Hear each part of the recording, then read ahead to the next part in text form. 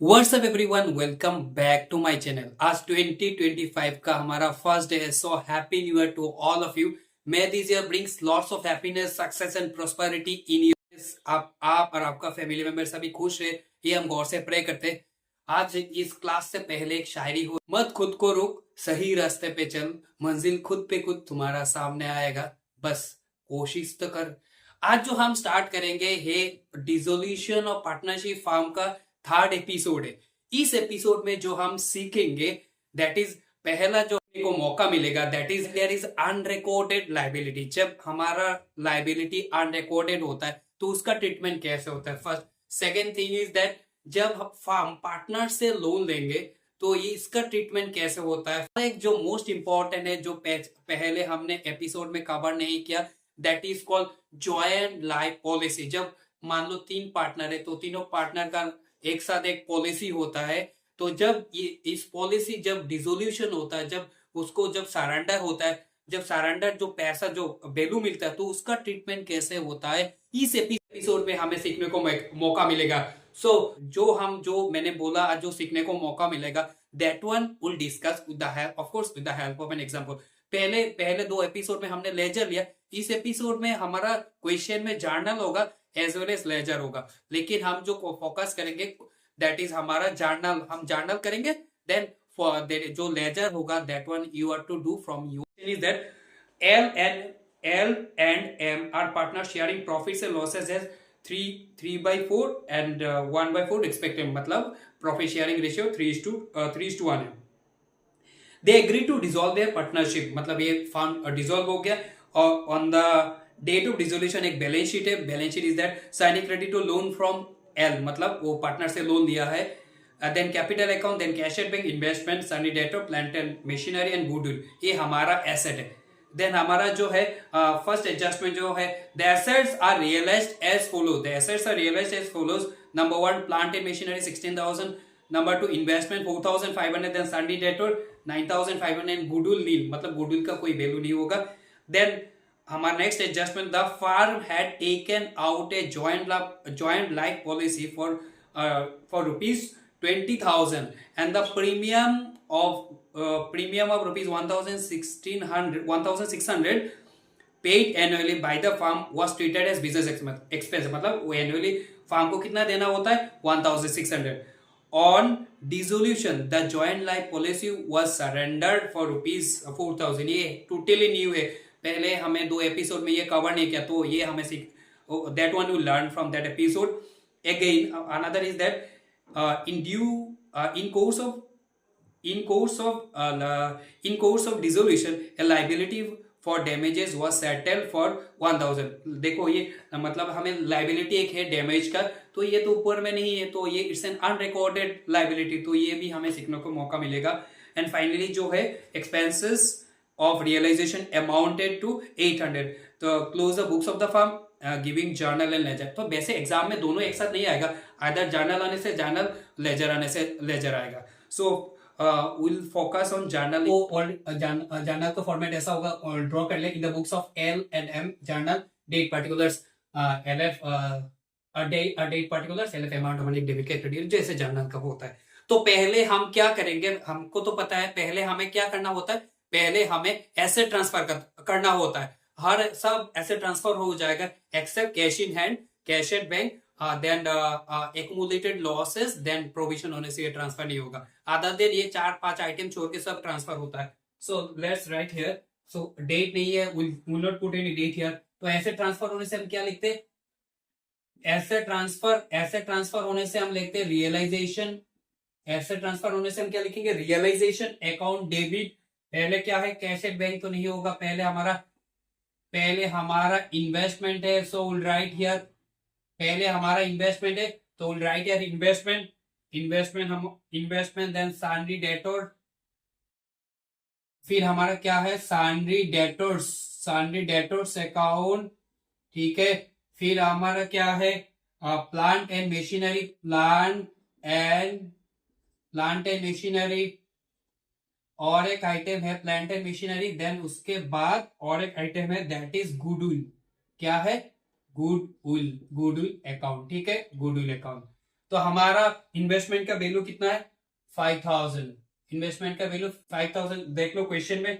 सारी डेटोर 10,000, ठीक है। फिर प्लांट एंड मशीनरी 18,000। फिर हमारा गुडविल का वैल्यू कितना है, गुडविल का वैल्यू है 4,000।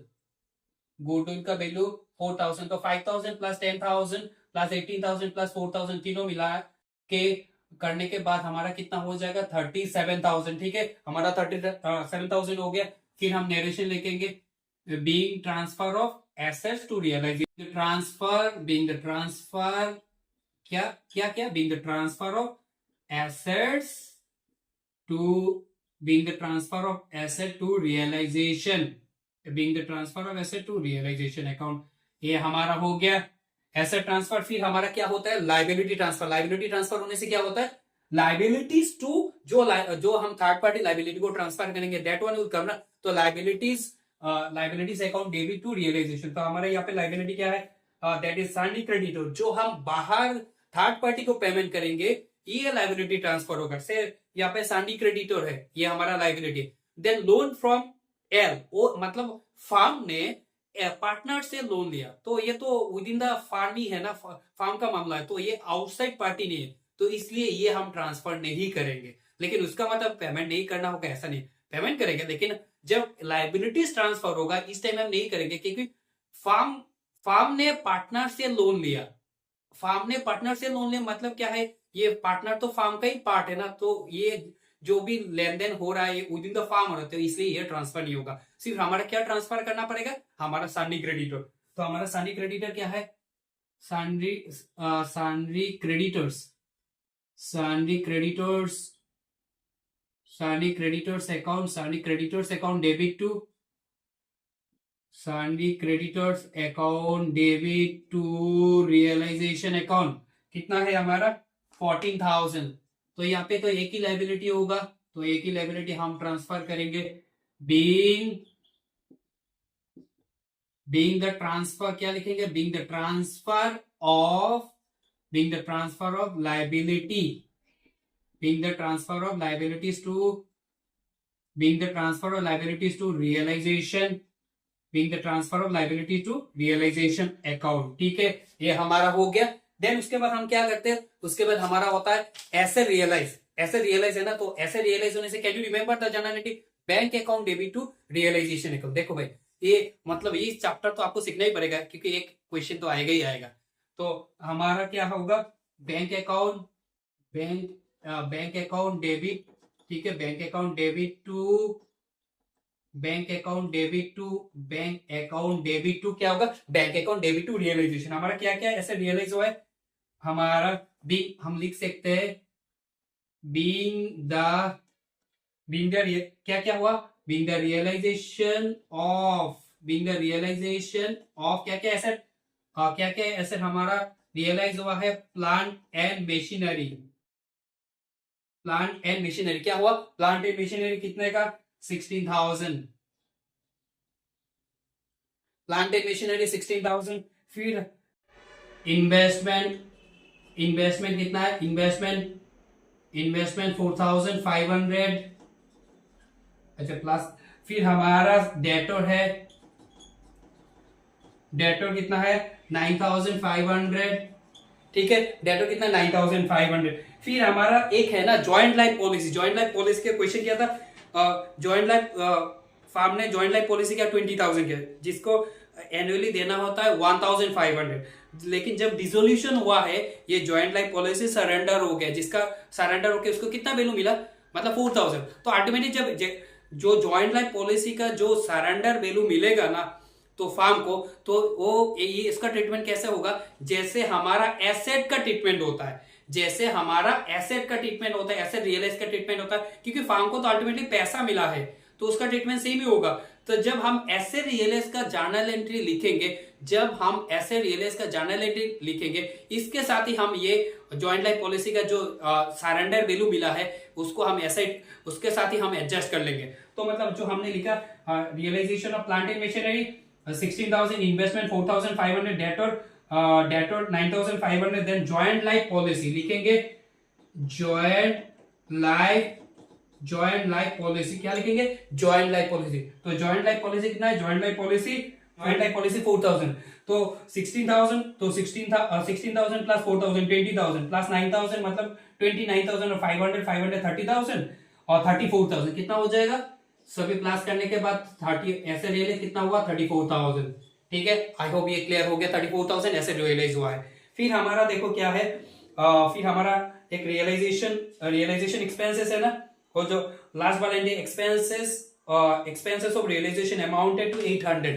तो हम रियलाइज, तो आपका ये नीचे लिखना, कंटिन्यू लिखना, क्योंकि हमारा यहाँ पे कैमरा में कवर नहीं कर रहा है, तो हम इस साइड लिख रहे हैं। ठीक है, तो हम ऐसे रियलाइजेशन का मतलब एफोर्ट वाला एंट्री होगा, तो हमारा ऐसे वैसे हम नॉर्मल फॉर्मेट मेंटेन नहीं कर, लेकिन आपको फॉर्मेट मेंटेन करना है, एग्जाम में ऐसा लिखने से नहीं होगा। ठीक है, सो हम जब रियलाइजेशन एक्सपेंसेस का एंट्री कैसा लिखेंगे, रियलाइजेशन उसका उल्टा एंट्री हो जाता है ना, ऑपोजिट एंट्री हो जाता है।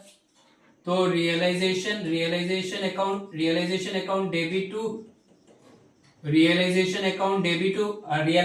Debit to bank account. तो हमारा रियलाइजेशन एक्सपेंसेस कितना है, रियलाइजेशन एक्सपेंसेस 800 है, तो हम यहाँ पे लिखेंगे 800। ठीक है, बीइंग एक्सपेंसेस और रियलाइजेशन पेड, बीइंग एक्सपेंसेस और रियलाइजेशन पेड, ये आपको लिखना है। नरेशन मतलब हम जैसे बोल रहे हैं या बुक में जैसा है ऐसा ही लिखना होगा, ऐसा नहीं। Narration you can write from your own side और फ्रॉम योर ओन लैंग्वेज।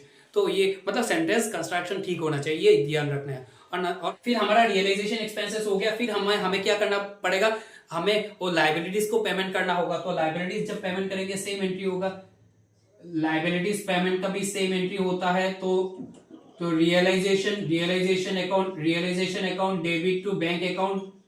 ठीक है, तो realisation account debit to bank account, हमारा लाइबिलिटी कितना है, लाइबिलिटी पहले तो हमारा लाइबिलिटी 14,000 प्लस हमारा और एक अनक्लेम लाइबिलिटी है ना, अनक्लेम लाइबिलिटी जो यहाँ पे है ना क्वेश्चन में, again in course of dissolution a liability for damages was settle 1,000।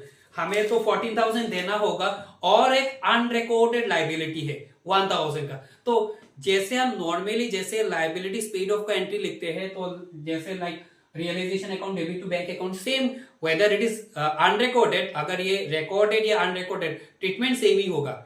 वैसे तो क्रेडिटर हमारा रिकॉर्डेड लाइबिलिटी है, लेकिन एक क्लेम डैमेजेस फॉर 1,000 ये तो अनरिकॉर्डेड है, लेकिन जब हम एंट्री डालेंगे एक ही मतलब सेम ही एंट्री होगा, मतलब रियलाइजेशन टू बैंक, तो हम दोनों एक साथ मिला के प्लस करके लिख लेंगे। तो 14,000 प्लस 1,000 कैसे लिखेंगे, 14,000 प्लस 1,000 हम क्या लिखेंगे 15,000।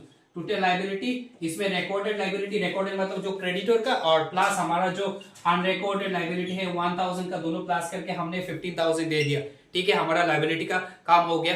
फिर हमारा क्या और एक चीज है, हमें जो हमारा फार्म का लोन है, तो फार्म का लोन मतलब फार्म ने जो लोन लिया पार्टनर से, उसको तो पेड ऑफ करना होगा, तो दैट वन विल रिकॉर्ड, थोड़ा देर बाद ही हम ये रिकॉर्ड करेंगे। उससे पहले लोन का पेमेंट करने से पहले कितना रियलाइजेशन, कितना प्रॉफिट हुआ, कितना हमारा लॉस हुआ है, ये हमें देखना है। डेबिट में कितना है 37,000।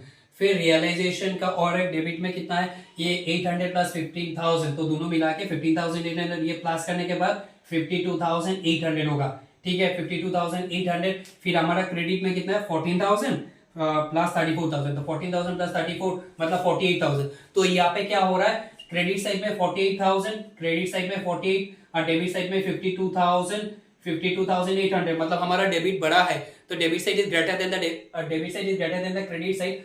तो हमारा क्या होगा, डेबिट साइड बड़ा होने से और क्रेडिट साइड छोटा होने से हमारा लॉस होता है। तो कितने का लॉस होता है देख लो, ये 800 यहाँ पे 12 मतलब 4,000, ये 4,800 का हमारा क्या होगा, 4,800 का हमारा लॉस होगा।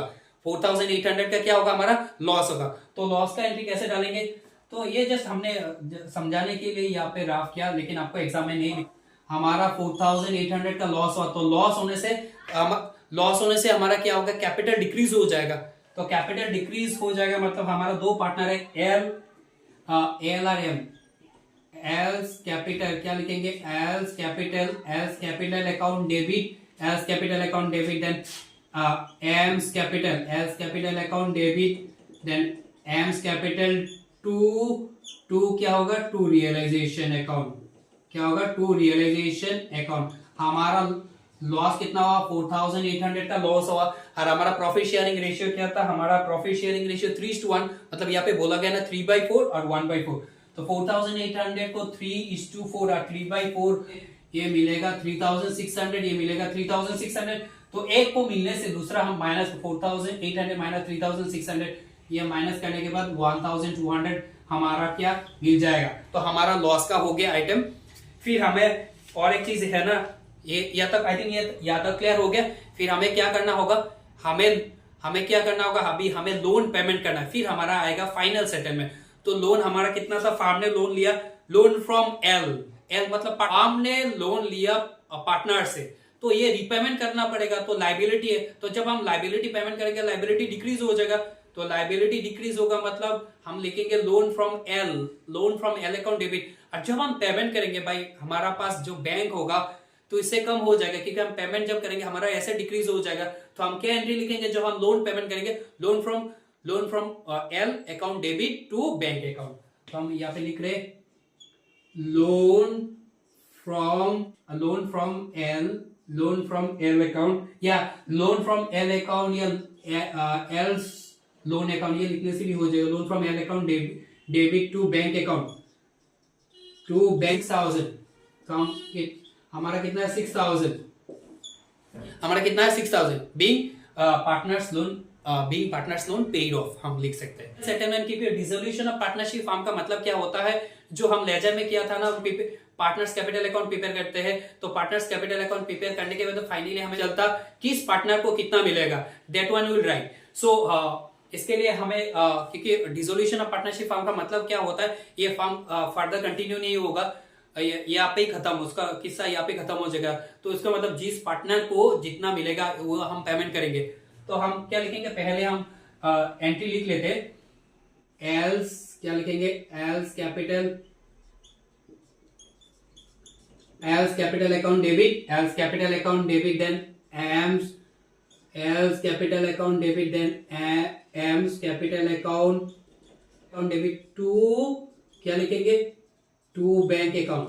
अभी ये फाइनल सेटलमेंट का वैसे तो हमने लेजर में किया था, लेकिन यहाँ पे हम कैसे करेंगे, इट्स वेरी सिंपल। पहला हमारा जो कैपिटल होगा दोनों पार्टनर के हम लिखेंगे ब्रैकेट में, फिर जो मिला उसको जो मिला ये प्लस होगा, जो मतलब उसका लॉस या जो पेमेंट करना होता है तो ये माइनस हो जाएगा।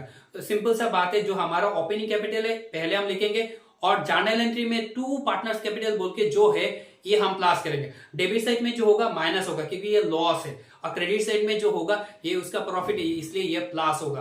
तो हम ये देख लेते हैं, यहाँ पे हमें मिल जाएगा। तो पार्टनर्स हमारा कैपिटल कितना है, पार्टनर्स कैपिटल यहाँ पे 10,000, और यहाँ पे क्या है, एम का है 8,000, 10,000 प्लस 8,000। यहाँ पे हमारा क्या है, लॉस है, तो लॉस होने से हमारा क्या हो जाएगा भाई, माइनस हो जाएगा।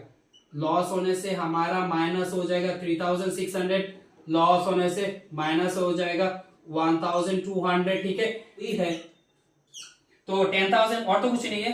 तो 10,000 माइनस 3,000 कितना होगा, 6,400। कितना होगा, 10,000 माइनस 3,600 करने के बाद 6,400, और 8,000 माइनस 1,200 कितना होगा 6,000, 8,000 माइनस 1200 करने के बाद 6,000। अभी दोनों प्लस कर लेते हैं, 6,000 प्लस 6,000 12,000, और 12,200 हमारा क्रेडिट में क्या होगा, बीइंग थर्ड हमारा फाइनल सेटलमेंट हो गया। Being the final settlement is made, ये लिखने से हो जाएगा। So I hope ये clear हो गया। So this is all about today discussion. I hope you like it and thank you for watching. जय हिंद।